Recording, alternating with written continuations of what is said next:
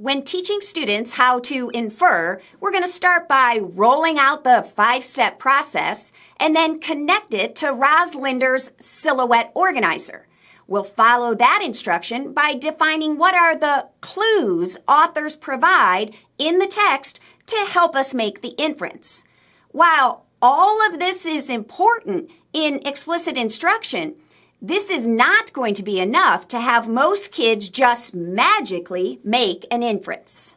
Recalling that text clues plus background knowledge is what leads us to an inference, we have to focus in on the background knowledge activation of our readers.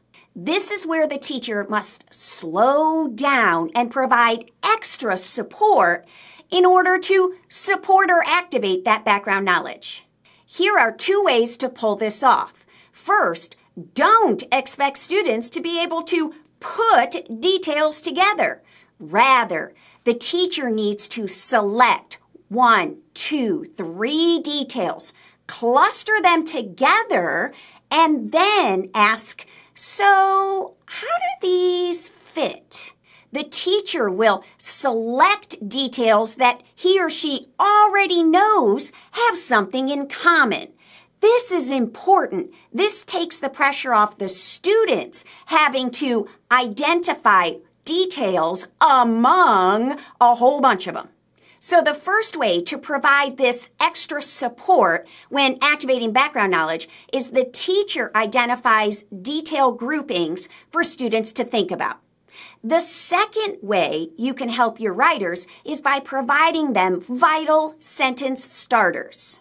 After grouping 2 or 3 details, then start the thinking for students by saying, these make me think that, these are all signs of, with these details comes.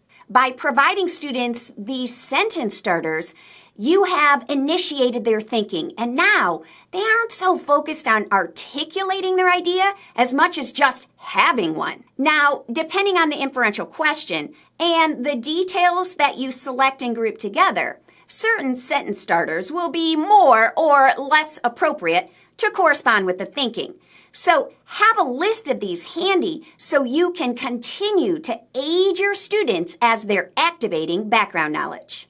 But eventually, stop choosing the details that go together and expect students to make those connections.